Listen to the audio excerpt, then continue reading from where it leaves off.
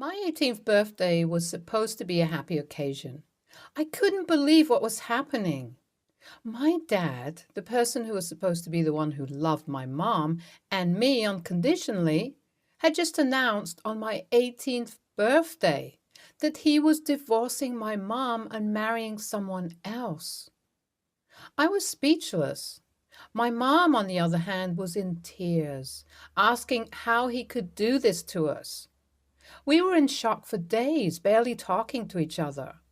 I couldn't focus on anything and my grades started slipping.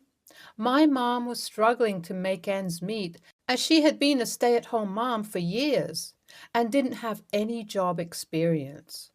She was also heartbroken, trying to cope with the fact that the person she thought she would spend the rest of her life with had betrayed her. As for my dad, he was living it up with his new girlfriend. He posted pictures on social media of them traveling the world and having fun, as if our family had never existed. I was so angry and hurt that he could just walk away from us like that. How could he be so selfish? 3 months went by and I was starting to accept that he was gone for good. It had only been a few months since my dad had announced his divorce and plans to remarry, and we were all still trying to adjust to the new reality. We hadn't heard from my dad since he left. My mom was finally starting to get back on her feet with the help of her best friend Jane, who had been a pillar of support during this difficult time. But then, suddenly, out of nowhere, my dad came back crawling on his knees, begging for us to be a family again. He looked so pathetic, so weak, that I almost felt sorry for him. But then I remembered how he had hurt my mom, how he had shattered our family, and my anger came rushing back. He begged for our forgiveness and promised that he had made a mistake, that he had only been trying to find himself and had realized that his family was what was truly needed. I was torn. On one hand, I had missed my dad terribly and wanted nothing more than to have him back in our lives. But on the other hand, I couldn't help but feel angry and resentful towards him for causing so much pain and chaos in our lives.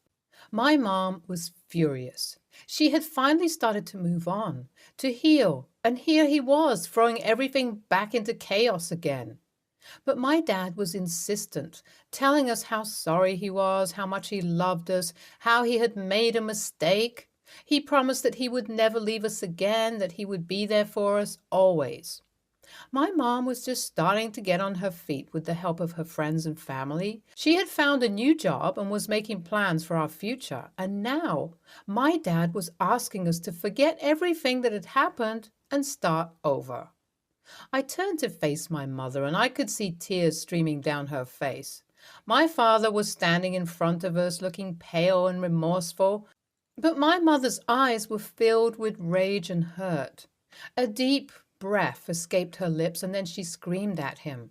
"How dare you come back here? After everything that has happened, you were expecting us to forgive you just like that? Our family was torn apart. My heart was broken, and you left us to pick up the pieces while you ran off to start a new life with someone else." My father tried to speak, but my mother didn't let him. "I don't want to hear it," she yelled. "You need to leave and never come back. You are dead to us." The door slammed shut, and I could hear my father's sobs on the other side. My heart ached for him, but I knew that he had brought this upon himself. My mother turned to me, her arms wrapping around me as we both cried. Her voice was trembling with anger and grief as she spoke. "He doesn't deserve us. We'll be okay without him.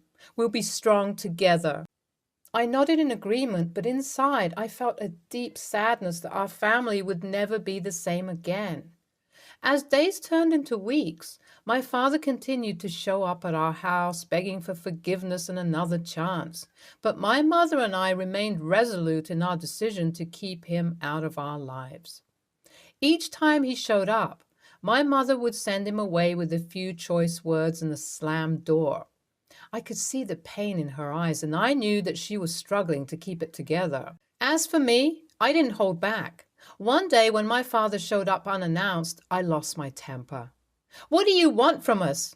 Can't you see that you've ruined everything?" I yelled at him, my voice shaking with anger. My father looked at me with tears in his eyes. "I just want my family back," he said softly. "Well, you can't have us back," I spat. "You made your choice when you left us for someone else. You don't get to come crawling back and expect us to just forgive you." My father hung his head, and I could see the shame written all over his face, but I didn't feel sorry for him. He had hurt us too much, and I couldn't just let him back into our lives like nothing had happened. Update 1. 6 months had passed since the day my father crawled back into our lives begging for forgiveness. My mother and I had both made it clear that we wanted nothing to do with him, and we had been ignoring him ever since. However, that didn't stop him from showing up at our doorstep unannounced and unwanted. One day, my mother surprised me by telling me that she had started dating again. Her best friend had introduced her to a wonderful man, and she seemed happy for the first time in months. I was overjoyed for her and supported her decision to move on from my father. But just as my mother was starting to move on, my father began to show up at our house more frequently. He would wait outside for hours, hoping to catch a glimpse of us, and he would leave gifts and notes at our doorstep. My mother tried to ignore him, but it was clear that he wasn't going to give up that easily. One day, as we pulled up to the driveway, my mother and her date stepped out of the car. Just as they were about to say goodbye, my father appeared out of nowhere. "What the hell is going on here?" he demanded, his eyes darting between my mother and her date. I was caught off guard by my father's sudden appearance, and my mother's date quickly stepped forward, putting himself between my mother and my father. I could feel the tension in the air as my father and mother's date faced off. "Who are you?" my mother's date asked, his voice firm. "I'm her husband," my father spat out, his face twisted in anger. "Not anymore," my mother replied, standing tall beside her date. "I moved on, just like you did." I could see the hurt in my father's eyes as my mother's words hit home. He looked like he was about to argue, but my mother's date spoke up before he could say anything. "You heard her," he said firmly, his tone leaving no room for argument. "It's time for you to leave." My father looked like he was about to say something, but something in my mother's date's expression made him think twice. He nodded, casting a long look at my mother before turning and walking away. I could see the relief on my mother's face as we all stood there in silence, the tension slowly dissipating. My mother's date turned to us, a small smile on his face. "Are you both okay?" he asked, concern etched on his features. My mother nodded, a grateful smile on her face. She thanked him for being here.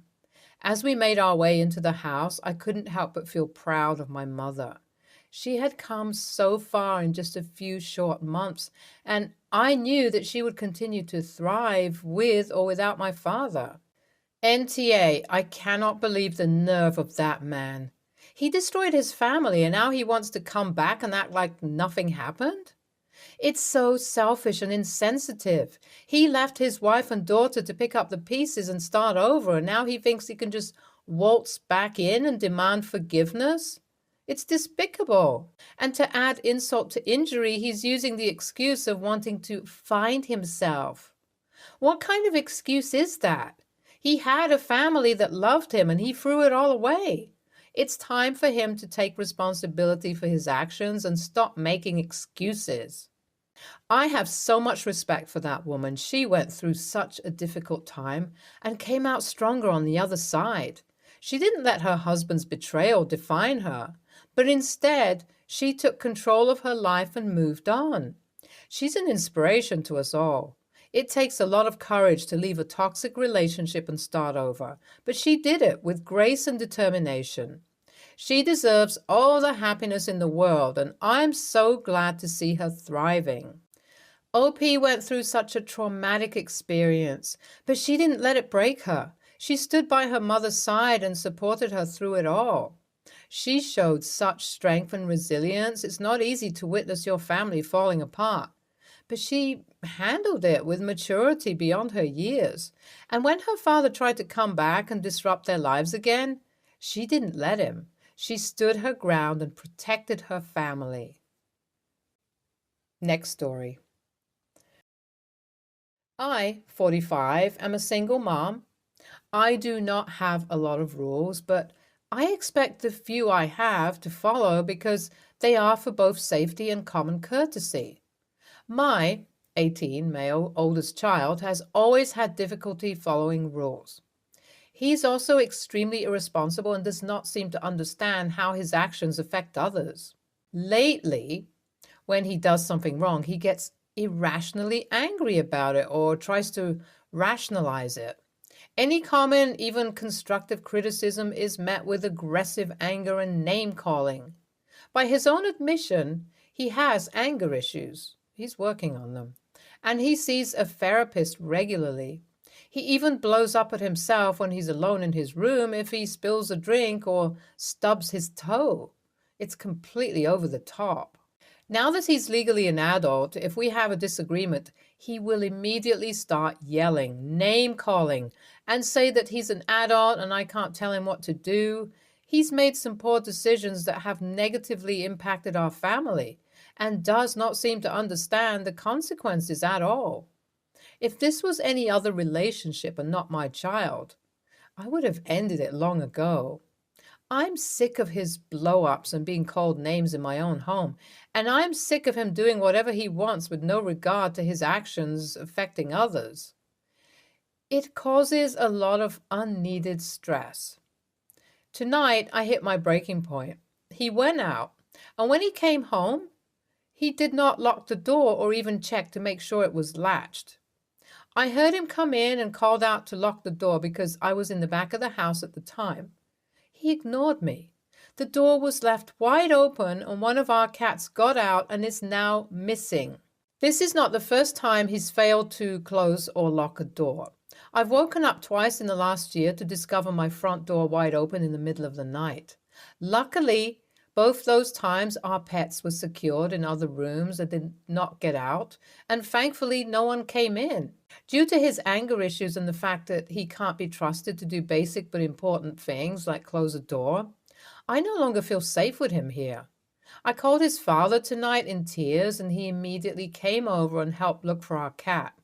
He spent hours combing the neighborhood with me and agrees that our son's behavior is not okay. Our son did help look for the cat, but he doesn't understand why I'm so upset over a mistake. I told him a mistake that keeps happening is a choice and that he has no regard for our safety or how his actions affect others. For the safety of me, my other children, and our pets, I asked his father to take him to stay at his house for now. Our son is mad at me for doing it, but I need a break from him.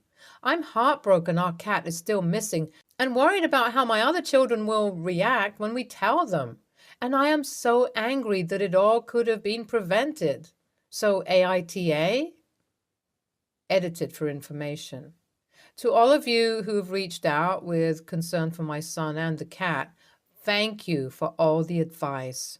Info. I was diagnosed as an adult with ADHD. It is suspected, I had suspicions during the COVID shutdown and online learning, that he has it as well. He has not been formally diagnosed due to personal interests, possible careers due to stigma associated with it, meaning he would be unable to pursue a career in either of his chosen fields with an ADHD diagnosis.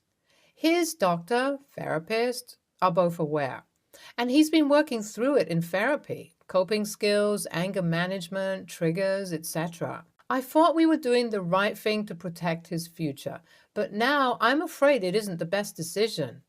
I will reach out to his therapist for advice.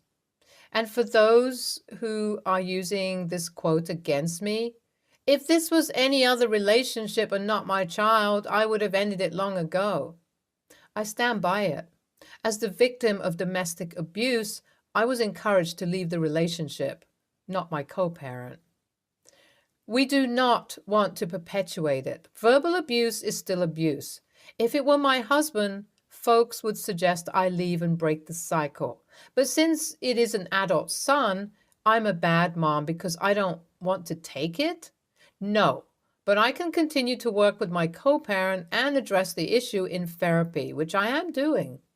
I love my son, but that does not mean I should enable him to keep making the same choices and sticking others, his family, me, with the consequences of his actions. Edit. I would also like to point out that my son's doctor and therapist, as well as his school, have been aware of my suspicions concerning ADHD and heredity. It's not like his condition was ignored in terms of health, mental health, or education. During COVID shutdown, our education system as a whole had an extremely difficult time educating due to online learning and restrictions. During his junior year, my son took responsibility for his learning and made sure he was on track for graduation this year. All comments from an education standpoint have been positive.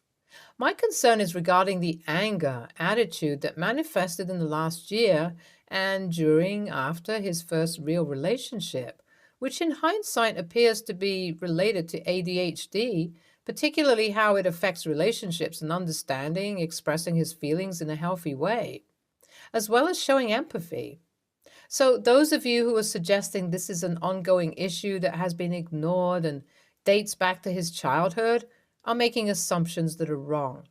Don't forget that I was diagnosed as an adult and I'm still figuring out how these things affect me, not to mention how it affects my adult child.